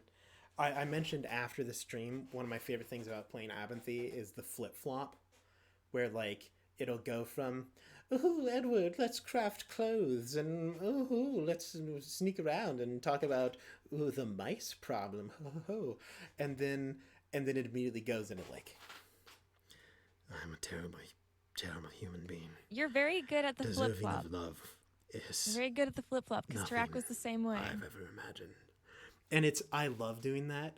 And I wasn't sure how much of that I would really get to do with Abinthy. It would just really depend on the vibe of the party as well, where it's like, do they like Abinthy? Do they trust him? Do they absolutely abhor him? Like what's the vibe here? Because I'd have to play it a lot by ear. But I get to do the flip flop, and I love doing that jazz. I love it, because it'll happen like in mid conversation, just like the night is dark and terrible and stormy. Ooh, a butterfly! Like, and so that was an absolute blast. And then, we get to go have a fashion show. That was fun. Abinthy gets to make clothes. And yeah, I love the relationship between Glossia and Renaya. Yeah. Oh, dude, yeah. Your sister-in-law, your future sister-in-law, like adores you, which is fantastic. Yeah. And I'm glad that is the case. That relationship is going very well. Because that was one of my concerns, where I'm like, oh, it would be really awkward if I brought like Catherine, Renaya, and then Glossia was really not chill about it. But they all turned out great. It all turned out well. Yeah, it's good. I mean, Glossia seems pretty indifferent about Cather, which is great. Yeah, and I think that she rolled. I don't even know if she knows that you do God stuff. I She probably knows. well Is it see, maybe because you're an Oathbreaker? it's an oath break. Yeah, it's because he's an So oath you're like that. kind of evil? And she's like, I mean, yeah, but he's like evil though. Well, So yeah, well, because basically, because like, and you can at least that's how I interpret it. Because basically, all of the things are just like it's like because like Abinthy at one point says like, oh well, this is Cather. He kind of does God stuff, and she's like, well, did God stuff. yeah, like no. This is like past tense. Um, Like at least in my mind, it seems that she very much understands and knows who Cather is, like even to the point of like where he is now and the fact that he's no longer like a defiant champion. Because like even when like it's like, oh, is it going to be an issue like I need to do having Cather here when like when Zariel gets here? It's like, yeah, no, it'll be fine. I mean, I'm sure it'll be all right. but yeah. So there is. So I have a couple of questions. I just thought of this when it comes to the Oathbreaker, which should be somewhere to the index. While he does that, Lydia, is there anything that you want to talk about in regards to other conversations that Renai was a part of? If you're wanting to talk about the Renaya Cather conversation, we can. I mean, we've already mentioned it. However, any sort of insights that you want to put in as well are welcome because I would like to. I enjoyed the conversation. I was a little sad that it wasn't as impactful as I'd hoped. Because I felt like I had some pretty good lines, and that's a rarity. Lydia having bangers, but no, I enjoyed it. I liked that you got to see. It was cool to see that have the Renai conversation and then have the Edward conversation, because the Edward conversation was actually a lot more gentle. Mm-hmm. Like, not to say like Renai's was like harsh, but Renai's was very much like, It was you need to get your head in the game. Yeah, it was a little more forward. Yeah. And that's kind of flip-flopped from chapter 1, I'd say. Mm-hmm. I think Renaya was often the more soft, like encouraging one, and Edward was the more we got a job to do, like we need to finish it kind of deal. And so to kind of see that flip is cool. To give Renai some credit, so in regards to like, because I would agree for Renai, and I did admit this to Aaron earlier. I think personally speaking, I enjoyed Edward's conversation a little more, mostly for the aspect of it just showing off how much Edward has progressed. Mm-hmm. Not to say that Renai hasn't progressed, but I think it's there's been like the journey Edward has had. Edward's hasn't been highlighted as much, yeah. Yeah. But anyway, honestly, I think Renai's conversation did more to impact Cather than he or myself necessarily let on, because like in my head, it's kind of like Renaya laid the foundation for the Edward conversation to work. Like she did a lot of the like kind of the heavy lifting, as it were, and the groundwork to make the Edward conversation mean anything at all.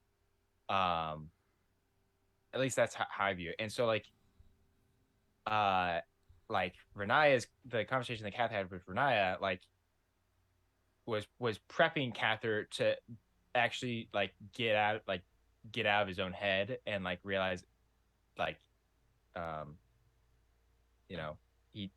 it's okay for him to mess up. It's okay for him to he doesn't always have to be perfect.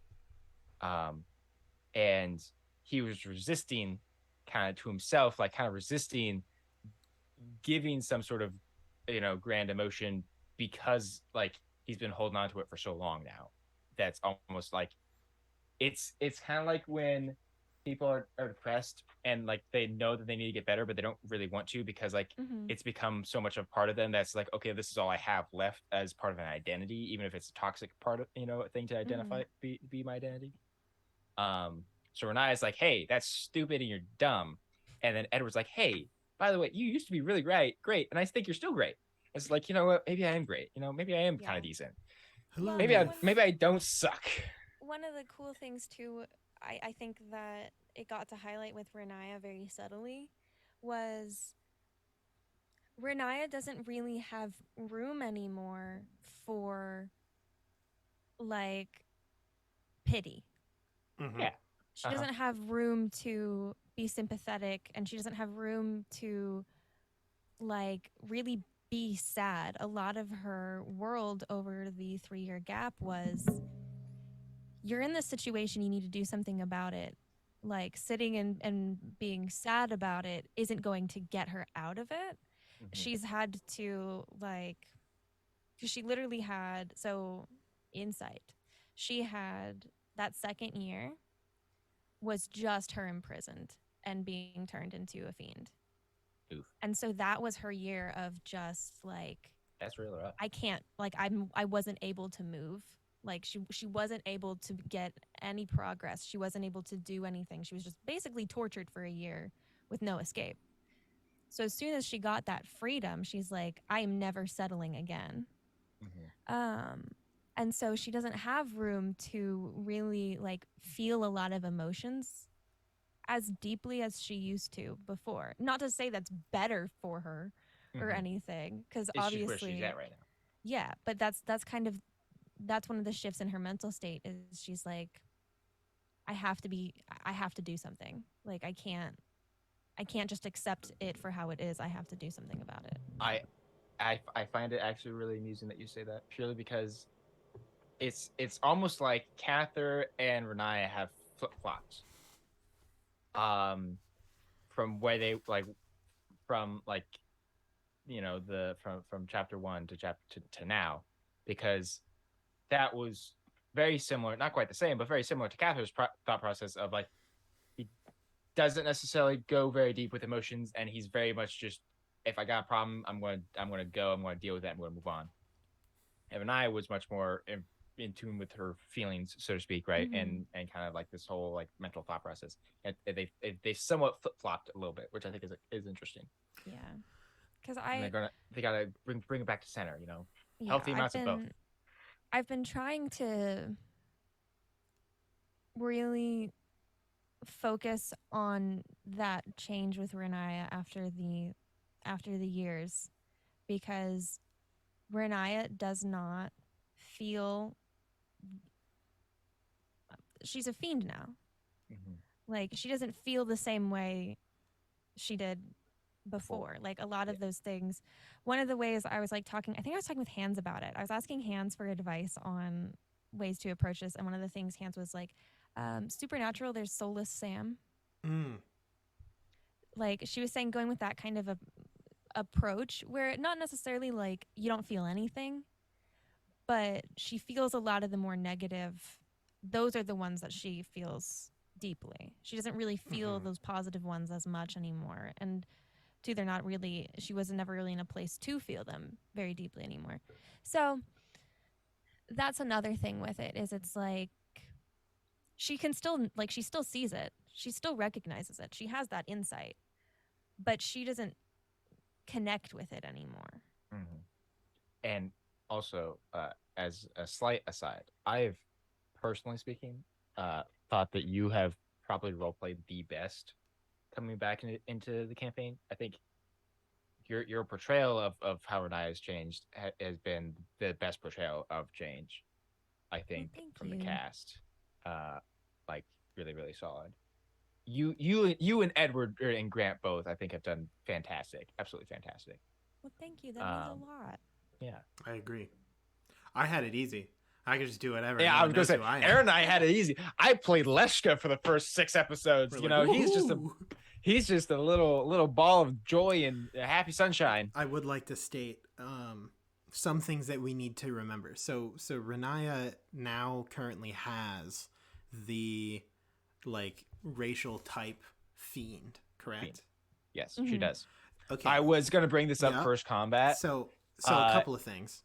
First off, I have some questions.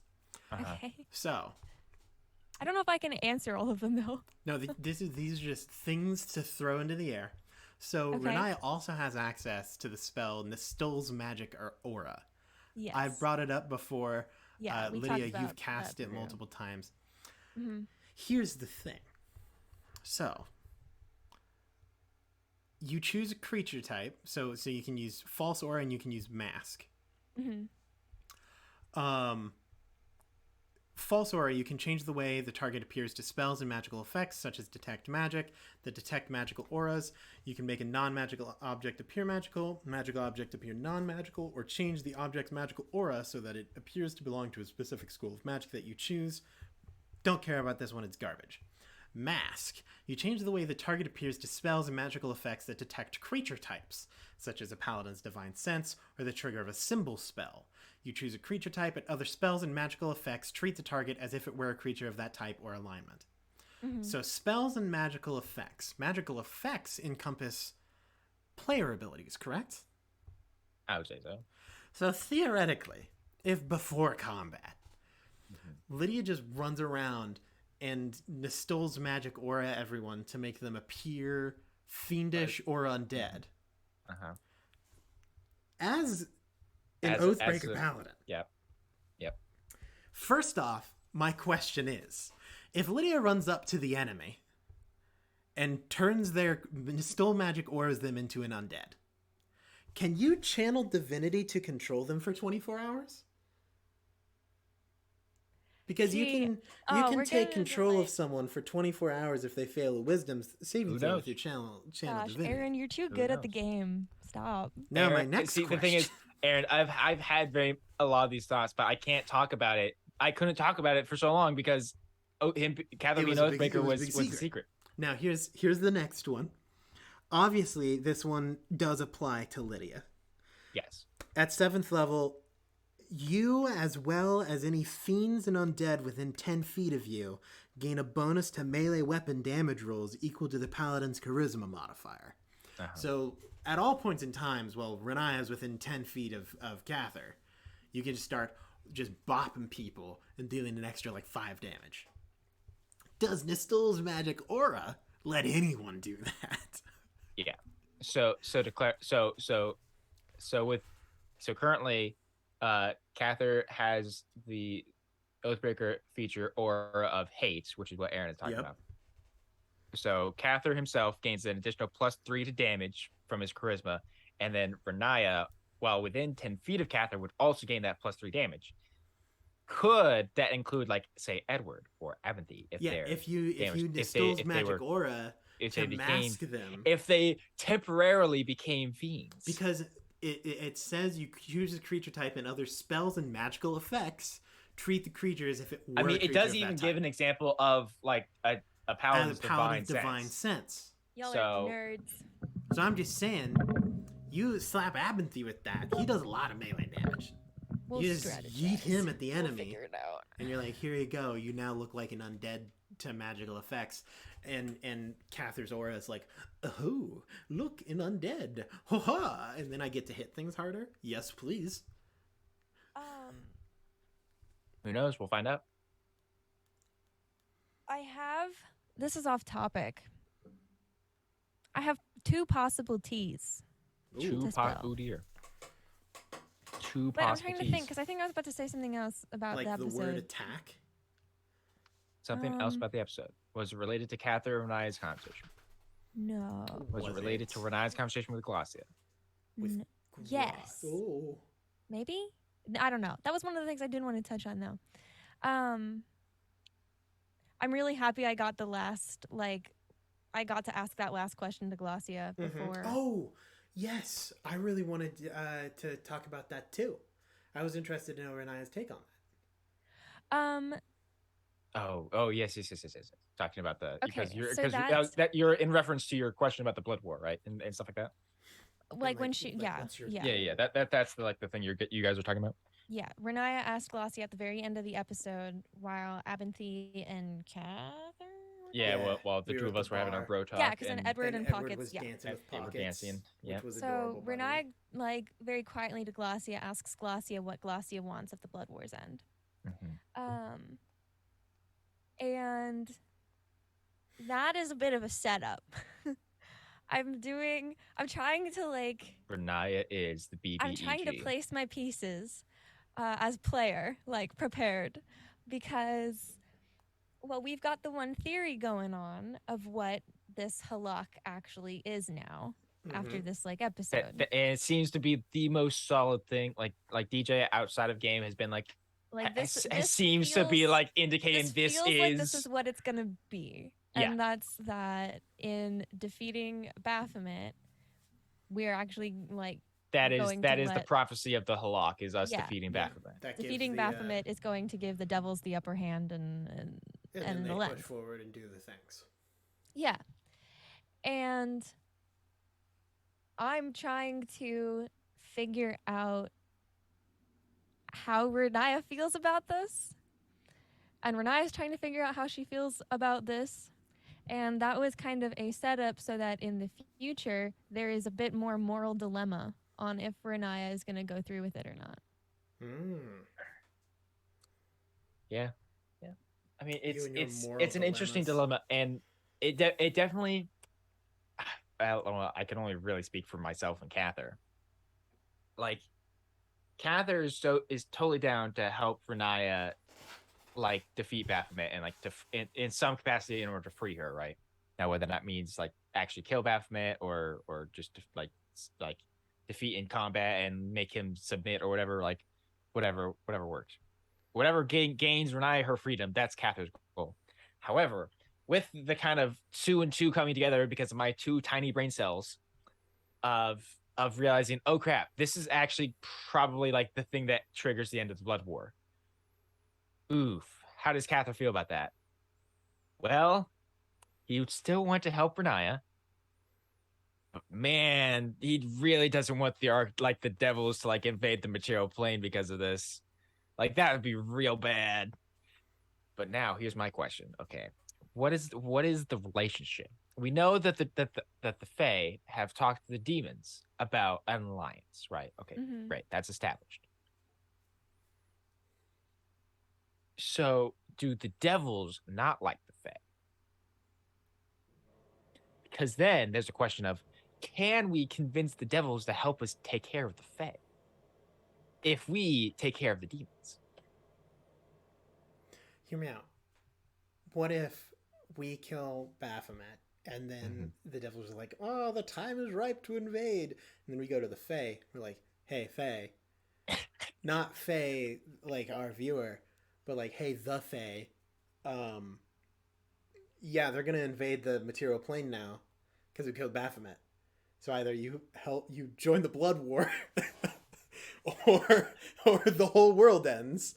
And then Yeah, we just that'll be interesting. we just inscript the Arc Fae to take Baphomet's place and have them kind of like when the god sent Zariel to deal with the Blood War. See, I could see that. The thing is, in my mind, because Fae are agents of chaos, just like the demons. It feels much less likely that we as a party could establish some sort of like actual alliance or not even an alliance so much as like convince them, like, if because all Chaos they can only all do they so really much all we against no choice. okay, well, because the thing is, right, like, we don't really know entirely why the Fae wants to invade the material plane. We just know that they do. Look, So if the Archdevils are going to go invade the material plane and destroy everything, they might not care. all I know is that I have several ideas in plan and I'm putting them in place, and some of them already are in place to deal with the devils invading the material plane. Oh, that's good. I'm I've glad got some I'm glad plans. you're confident. I've got some thoughts. I've got some ideas.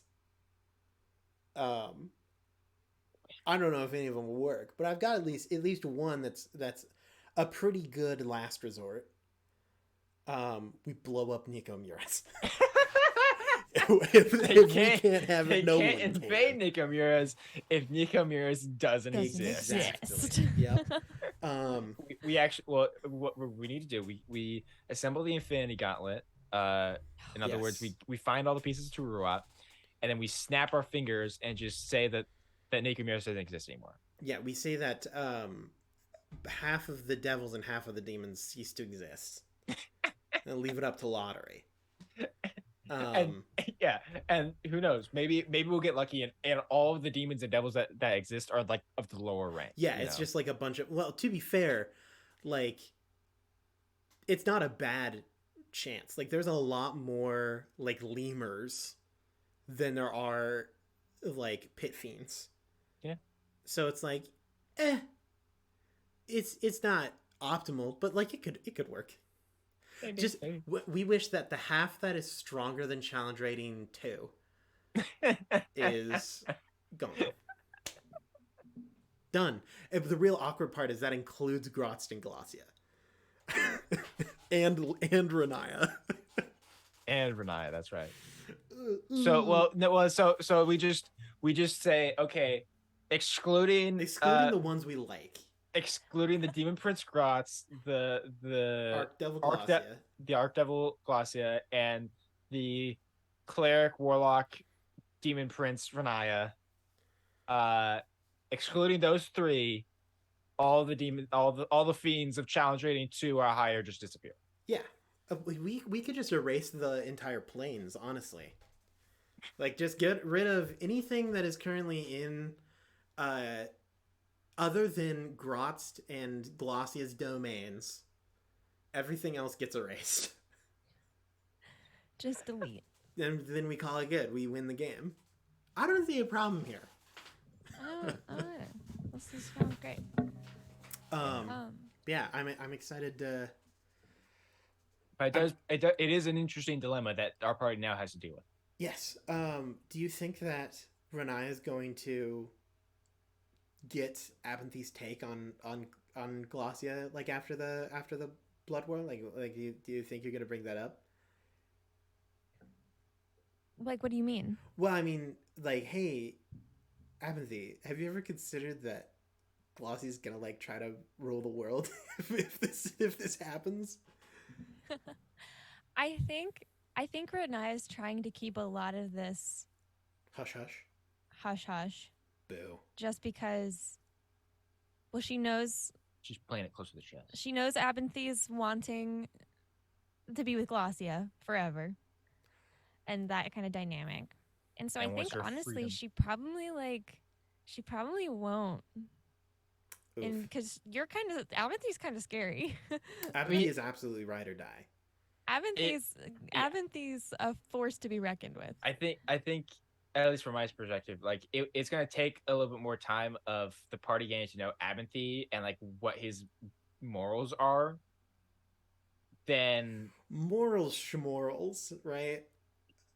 Because like, as far as we know, you might be totally fine with Glossia taking over the material plane. Oh. Doesn't deny.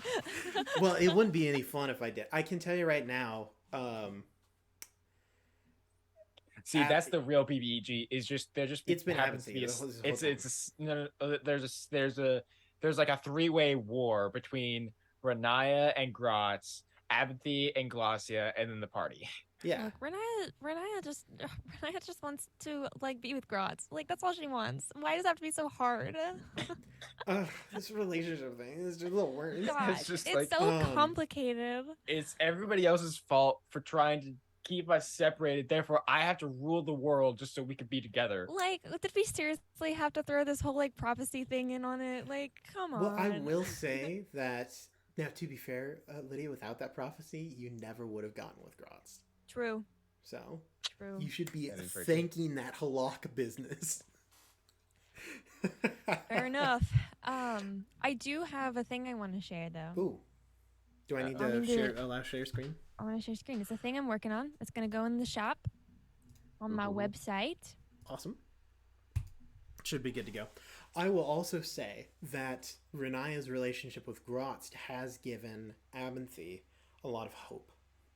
Aw. Because... Like hope for Glacia? Yeah, well...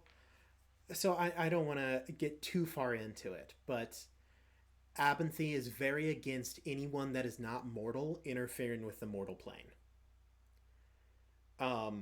He doesn't...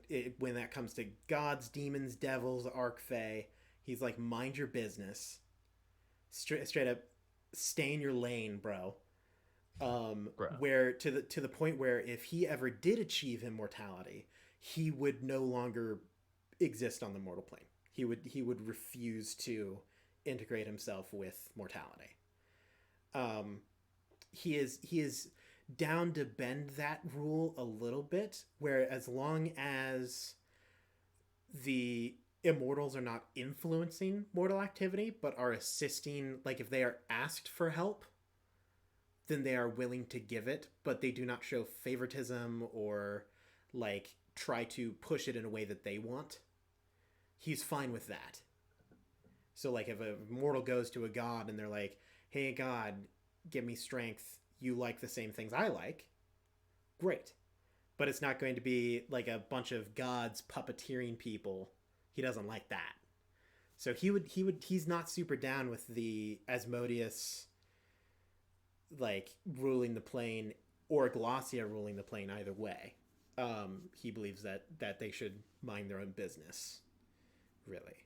So the idea that there's the potential to show Glacia that is a potential and that she can choose to be something different, just as Grost has done, is very hopeful for Abinthy.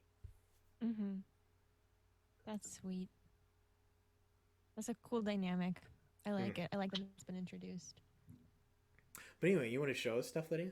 Yeah, I'm getting it pulled up. I gave you all that time. I had it pretty much ready, but I didn't want to like distract from your thing. Okay, No, ready? You're good. Yeah. Oh, hold on. I can't see it. I just realized I was still on the wrong thing. Come on, Aaron. This time. Give me a second. You had all this time, Aaron. They can see part of it on my little window. This is a fine... I don't know this is the... Bam. Look at that. It's a pocket t-shirt. That is really cute. It is absolutely adorable. Yeah. There's your teeth. He reminds me of a gremlin. Yeah. Bam. But yeah. I'm very excited. That's why I asked the leading question of like, was Renata gonna talk to Abinthy about it? Because I'm like, I know exactly how Abinthy would respond. Because Abinthy knows Glacia's ideals, obviously. Mm-hmm. Which is another one of the things that I really like about their relationship, where they both know that they have very differing ideas as to how things work and should work, but both of them desperately want to be with the other one. To the point where, like, if the devils were to invade the material plane, Abinthy would fight with the material plane and Glacia would still fight with the devils, but they would not love each other any less. And so they would just kind of end up like one of them would eventually win. And then that's like the whole deal. It's like, well, guess the mortals won. Get at it. Like if they're like opposing armies reach each other, they'd be like, hi, honey. Sup, babe. And then they would either fight or just leave. And like, don't attack anyone. We're just going to go to a different line and deal with them over there. I absolutely love it because they're very different people, but like perfect for each other in like the best and worst possible ways. Which I really enjoy. I also I love flirting with a character that DJ is playing because it's hilarious to me. DJ biting into the apple was the funniest thing in the world. He's just like, yeah, she takes a bite of an apple and bites into it. It's like that perfect crunch through the stream. God, that's hot. No. really enjoyed it. Oh man, it was super fun. But yeah, I'm excited for the next episode. We're gonna meet Zariel, theoretically, and who knows? Maybe we'll fight and we'll have to debate whether or not Nistill's magic aura can grant us additional bonus to our attack damage. Yo, I'm super I pumped love for being a pawn. Yeah. It's like, welcome back to Pawn Stars, but it's not the one where they like are in a pawn shop. It's just Renaya. and they're like, this is a memorabilia from my great grandfather that I value greatly. And Renaya's just like, I can give you $5. They're like, it's worth at least $250. They said it was $250. He's like, I've got to make money off of it. I don't know what else to tell you. I'm like, we've got to make a profit here. They're like, what the? No. He's like, well, you can auction it off yourself, but you're only going to get maybe $10. I'm doing you a favor here. Not that the cost of it. This is just how I imagine. Different direction. Yeah, that's the show, Pawn Stars. I know, but I meant like in like chess. Oh, like a pawn, as in Yeah. you are like a pawn on a chessboard. Because she's the bait for Also, Zariel yes. to agree with us. That as well. Now, one question I do have. So after we get the dagger, assuming we get the dagger, right? Mm-hmm. We succeed.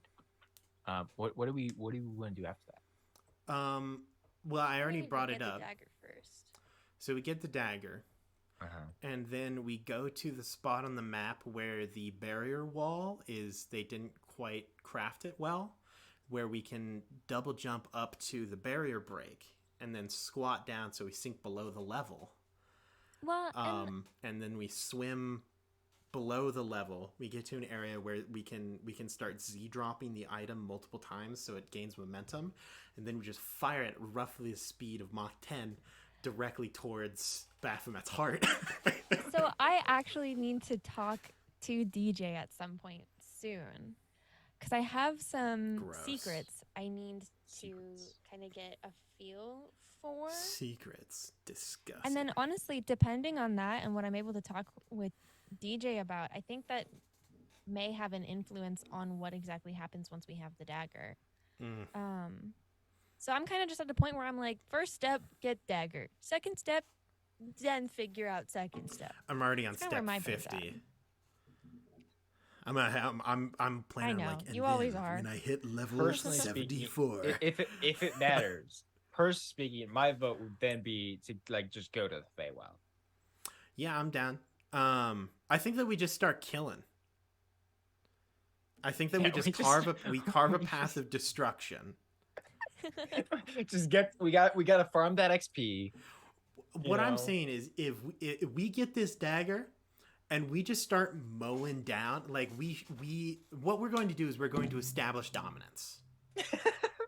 We're going to carve our way through existence to the point where, like, all of the people who are about to invade the material plane are like, Jesus Christ! Oh my! Maybe we should not. Oh, they're crazy, bro. No, we know. No, I'm not. And they're like, march, and they're like, look, I know that we are soldiers, but that is not what is going to happen. I don't want to deal with that. We just I'm go. I'm challenge rating 4.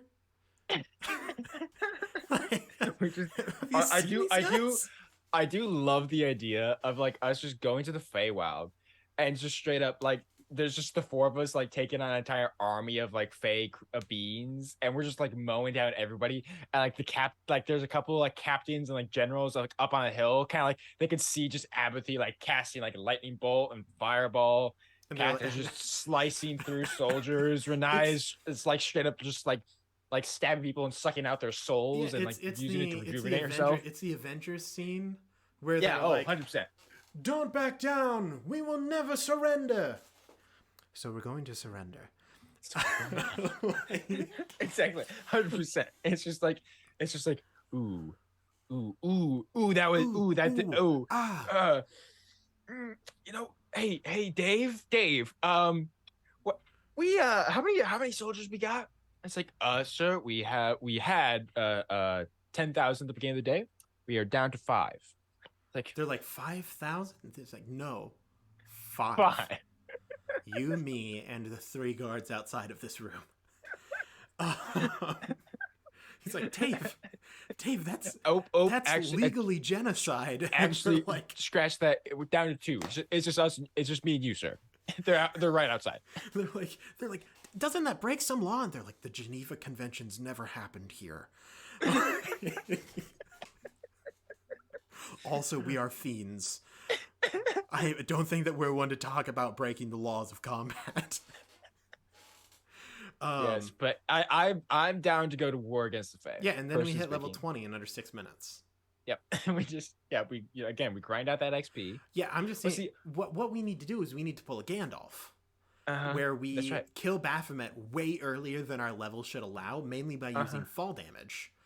Yes. And then all level up way too much in a very fast moment. Yep. And then we all individually become Cather the Silver.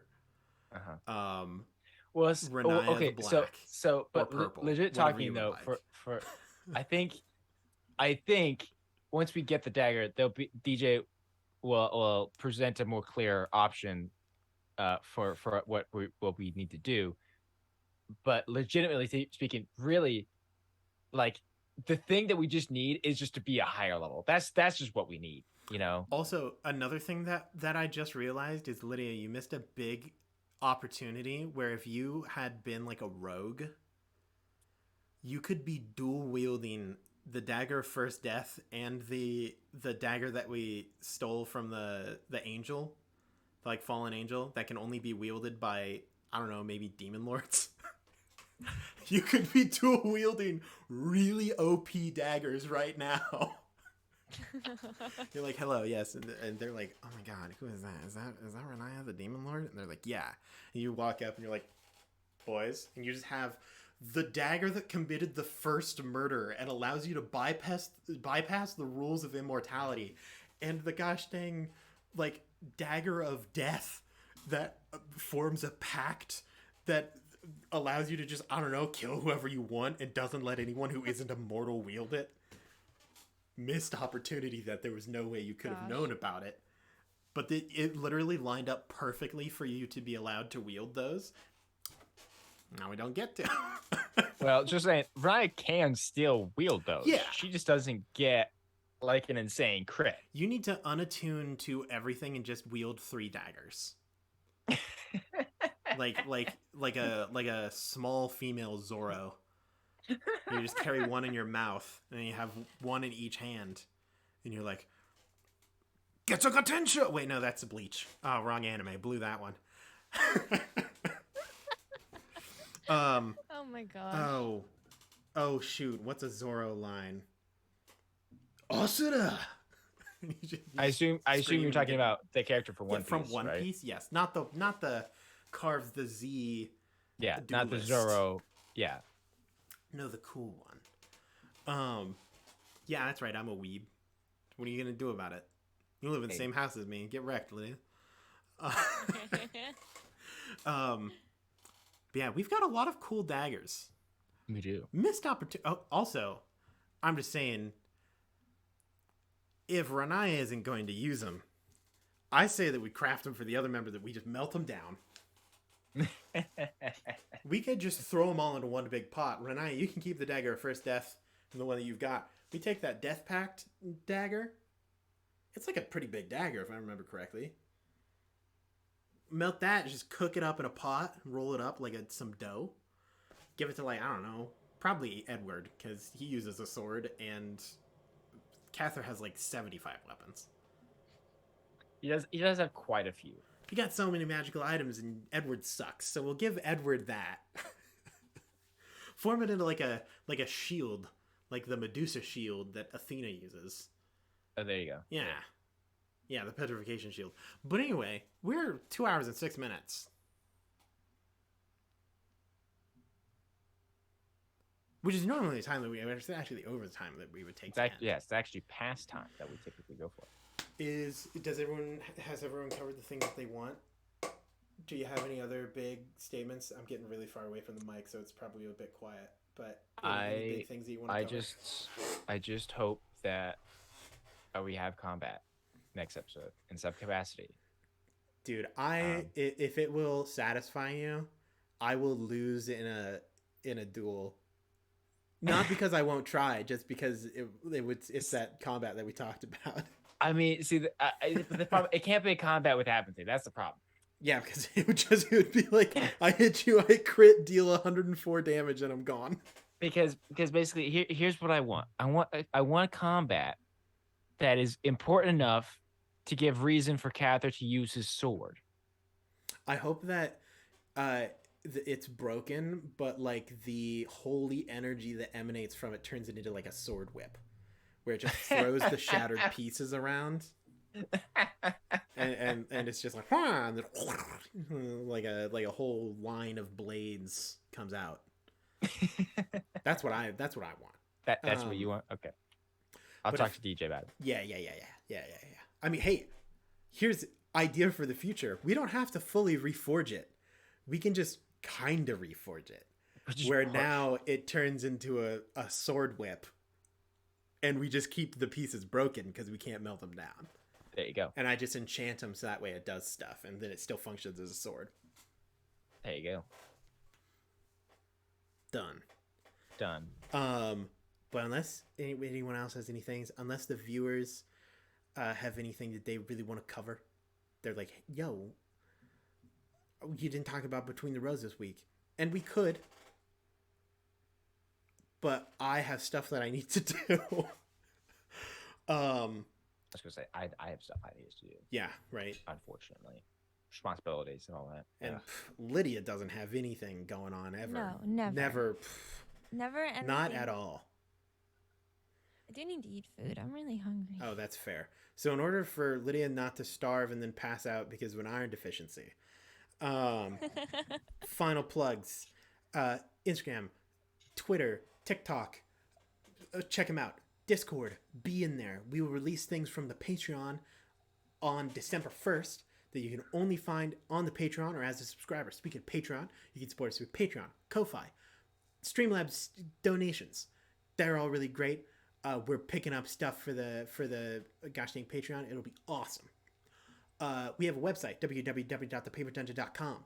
On that website, we have a merch store where you can buy merch that has our logo on it. Speaking of merch, Lydia also has a store. She showed off her shirt a little earlier that she made, and you can buy that if you really want to. Or if you don't and you just want to give Lydia money, which many people do. But perhaps a better way that you can get something that for sure you want, Lydia also has a commission list where you can commission art from her and then pay her for it. And then you get art, and it's really cool, and you should do that. Also, check out the missed manuscripts on DM's Guild. All proceeds from now until Halloween will be matched by me and several other people, and all of the proceeds will go to Jasper's Game Day from now until forever. So check it out. It's pay what you want. We recommend $1.50, and then donate however much you actually want to donate to Jasper's Game Day. Be there on Monday for our main campaign, and on Wednesday for Between the Rows, Sins of the Father, episode 4. Yes. This next Wednesday? This week would be episode 4. Check it out. I think it's turning up to be a really good season. We might record the finale tonight, depending on how DJ's feeling. He's a sick boy right now, so we're gonna have to play it by ear. But yeah, so that's all of the plugs that I can think of, unless I'm missing something, in which case I am. If this is on YouTube or podcast, you're listening to on there, hello. Hi. Hello. Thank you for showing up. We appreciate you. Also, shout out to Grant. DJ sent a message in a Snapchat where it's like, in the past 24 hours, 42 videos have been uploaded to YouTube. Yeah, it was kind of aggressive. Like, Grant has been plugging recently to get the YouTube up to date.